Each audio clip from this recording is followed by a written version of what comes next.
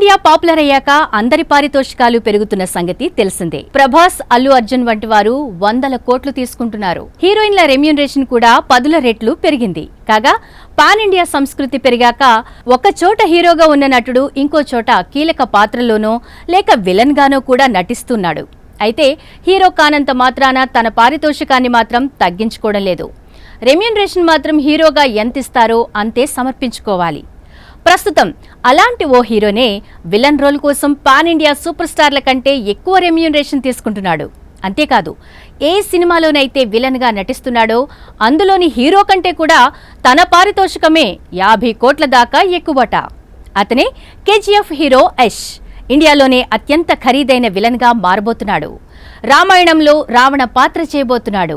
నితీష్ తివారీ రామాయణం కోసం యష్ 200 కోట్లు, రాముడిగా నటిస్తున్న రణబీర్ కపూర్ 150 కోట్ల పారితోషికం తీసుకుంటున్నారట.